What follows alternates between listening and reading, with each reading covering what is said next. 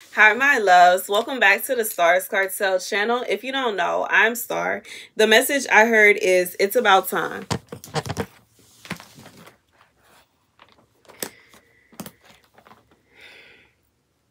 The scripture comes from Luke 11:42. Woe to you Pharisees, because you give God a tenth of your mint, rue, and all other kinds of garden herbs, but you neglect justice and the love of God. You should have practiced the latter without leaving the former undone. So here's what God is saying. Here is what God is saying. Here is what God is saying. God is saying that like this is, okay, so here's somebody that, this is somebody that they do certain things for God, okay? There are certain things that this person does to glorify God. There are certain things that this person may do to honor God. But there are things that this person does that God is not happy with. So this could be like somebody that, they may volunteer, or they may, do things at their church. They may do things in their communities. They may, even, be a pastor or something like that. They could be like, this is somebody that they are very busy in the church. However, when it comes to justice and the love of God, they neglect justice. And I'm thinking about the show Greenleaf, where the mom, she was very, very into the church. She was obviously the wife of the first lady, wife of the pastor, and she herself was a pastor. And, she was all about doing good for the church and trying to do what was best for the church. However, she was very neglectful when it came to justice.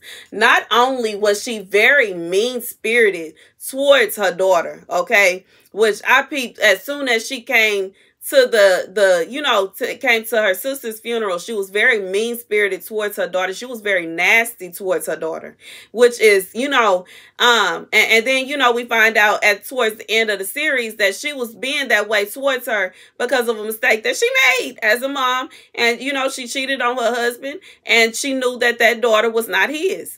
And it caused her to be so mean and nasty towards her. Which, like that is a thing. There are situations where a mom is very mean towards a child because of the father. But anyways, I just think the interesting thing about their case is her dad wasn't even mean to her mom. It was just the case that her mom was so angry with herself because of what she did. But, in order to love God would mean to love his creations, especially a creation that he gave to you, that he blessed you with, such as a child. This child that God blessed her with, that she had so much hatred and anger in her heart towards. And it was shown by how she would be very short with her. She was very, very aggressive with her. And she was always picking at her. You know what I'm saying? And, it got to a point to where it was like the mom is bullying her. And I see why she left. I see why she moved away. Why would she want to stay there? And her mom is being so mean to her and so nasty to her. And her dad knew the whole time. And he never treated her different. In fact, he almost treated her like she was his favorite. And he knew she wasn't even his daughter. He didn't hold no, cloud over his wife's head. She was punishing herself. But here's the thing. She was also upset that her daughter wanted the truth to come out about her uncle and how he touched her sister. And, and he caused her sister to go down the spiral she went down. A lot of people are, so I just feel like, especially older generations, they see a young woman and they see that she's fast and she's living her life in a fast type way. She may be living a life in the streets. She may be on drugs. She may be doing this, that, and the third. And they don't realize that it stimulates from something. And instead of trying to help that person heal from what it caused it, they punish them. and they make them feel bad, and they give them bad, ugly name. You know, they call them fast, and they say that's a nasty girl, and that's this, that, and the third, and and you know, even in the church, we say Jezebel Spirit. That girl got it. She got this kind of spirit on her, not even realizing that she may very well have that spirit on her, but she has that spirit on her because somebody touched her, and somebody has made her believe that that's what she's supposed to do. Somebody has made her believe that that's what she's good for. And in some cases, there are people that are touched for years and nobody says anything. It's swept under the rug and it's acting as if it's okay. And when things like that happen to you, that does something to you mentally. It mentally makes you feel like that's all you're going to be used for, and that's all you're good for. And it can mess your mind up. And her mama was acting as if nothing was wrong, and her brother was a saint. And oh no, how you stirring up trouble, and you causing problems, and you stirring up trouble, when, you know, in reality, she just wanted the truth to come out. And in reality, he was going around just hurting young girls, one girl after the other. God say,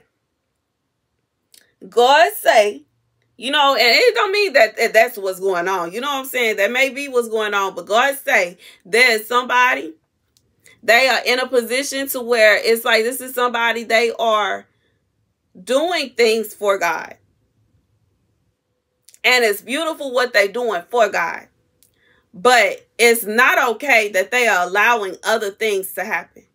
They may be mistreating certain people. They may be leaving certain people out of things. You know what I'm saying? It could be a situation where they're going around, you know, they could be gossiping. They could be going around and they sleeping around. It could be somebody that's going around fornicating. It could be somebody that's going around. This is somebody that is doing something. And God is saying what they are doing is causing an injustice. It could even be a situation where this person, you know, there are sometimes where people, they are into the church. They love God. They're doing everything that they can do for God. But they'll single somebody out. You know what I'm saying? And I've seen that happen at churches where, you know, people will be bullied and harassed and be made to feel as though they're not welcome. You know what I'm saying? I myself have felt that way, you know, at certain points where I would just, you know, be trying to be at church and be in the presence of God, and I would get nasty stares and nasty glares from people. And it's just, you know, I look at my, like, what's going on? Why are people staring at me like this? And you know what I'm saying? I just feel like for whoever this is for, God is saying that he is taking all this here into account, and he is seeking judgment upon this person here. He is seeking judgment upon this person here. And you may feel like it has been a long time coming, okay? Because it's about time. This may be somebody that this has been happening to you for a long time. It has been going on for a very long time. For somebody, a very long time. Even in the show that God gave me as an example, that is something that was a long-term thing. Because her uncle started, you know, messing with her sister when she was a little girl. And it took her sister, you know, what she did to herself for it to actually be brought to attention to the extent that it was, for her to actually take out the time to say, you know what, I'm going to move back and I'm going to get to the bottom of this. And she did. And you know what I'm saying? When it comes to I just feel like when it comes down to it, God is saying that this is going to be a situation where God is getting to the bottom of it. Before it gets to that extent, you know what I'm saying? Before it gets to an extent where somebody is so depressed and so tired that they just don't want to be, because, you know, that can make you, you know, as somebody, I know what it feels like to feel as though like everybody is picking on you and you are just so bad, and everybody talking about you. Everybody want to talk down on you, and everybody want to make fun of you, and everybody want to look at you this way, and they always talking about all your downfalls, and they never celebrate anything good that you do. It can make you feel, it can put you in a very dark place. it can put you in a very dark place. And this is somebody that has been doing this to someone while simultaneously they are like, this is a Pharisee. This is somebody that they're excluding themselves as if they're very holy and they're such a good person and they love God so much and they do so much for God and they're this wonderful person while simultaneously they are not. They're neglecting justice. They are allowing someone to be mistreated. They are allowing something bad. And I don't know what this could be. It could be so many things, but it is somebody that is being mistreated. It is somebody that is being pushed to the side. This is somebody that is going through, they're hurting. They're going through a lot of pain. They're going through a lot of feeling alone. This is somebody that is and they're in a dark space, and they're in this dark space because of this person. And, you know, I don't know who this is for. I don't know who it's about. I don't know if it, you know what I'm saying? It could be an everyday person. It could be a celebrity. You know what I'm saying? It could be, you know, but this is somebody. This is somebody that they have exonerated themselves. They have gotten themselves to this place of prestige in the church. They have gotten themselves to a place of prestige as and seen as someone that is very, you know, a very holy person. And you know, the example is the pastor's wife, but it could be anybody. You know what I'm saying? It could be somebody on the deacon board. I'm being reminded of the lady that was on the deacon board that was doing some underhanded stuff. She was receiving payment so that the church could become part of a church organization, versus the way that it was basically family controlled or whatever. It could be somebody that is just, you know, like someone, like it could be so many different things. But this is a situation where this is somebody, they do like, this is somebody that think that they are going to, God is going to allow them to do this because of what they do. And God is basically saying he does take into account what they do. He sees what they do. He sees what they do. He sees that they serve him and he sees that they love him, but he also is seeing the bad things that they are doing as well. And those things are taken into account. And regardless if they want them to be taken into account or not, he sees that, and he is going to he's going to seek vengeance upon them. He is going to seek judgment upon them. This is something, once again, it's been a long time. Because this is somebody you like, it's about time. Like, it's somebody you on your last, this is your last straw. You tired.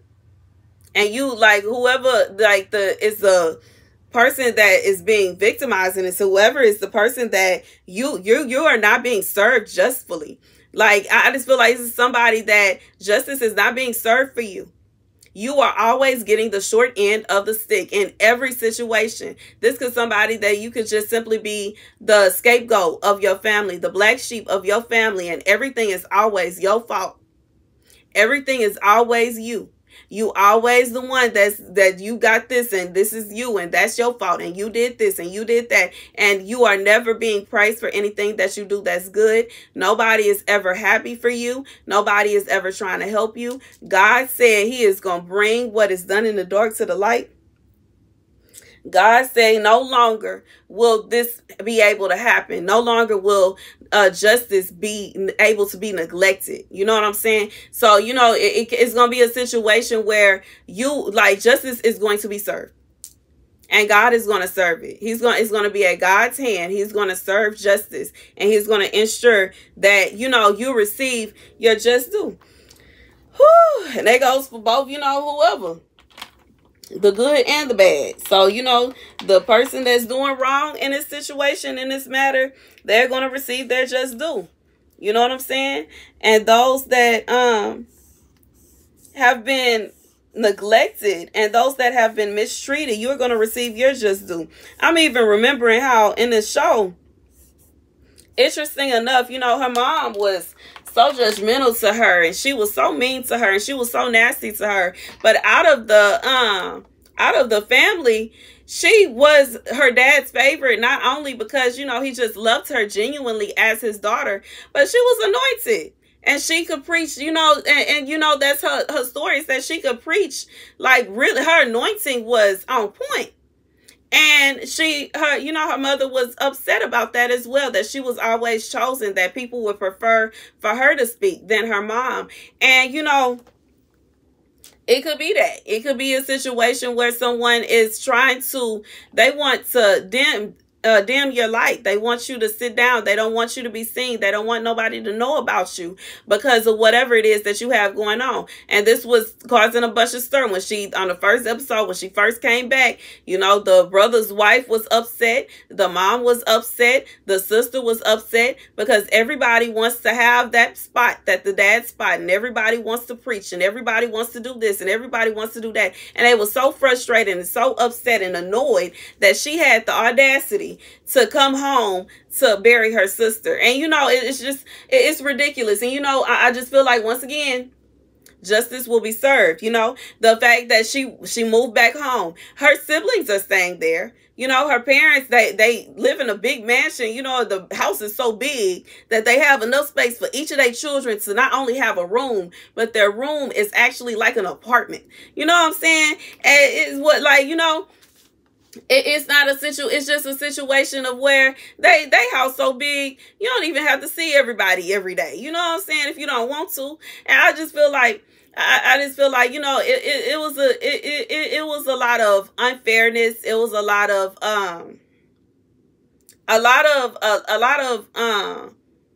even a little envy, a little hatred going on. And, you know, it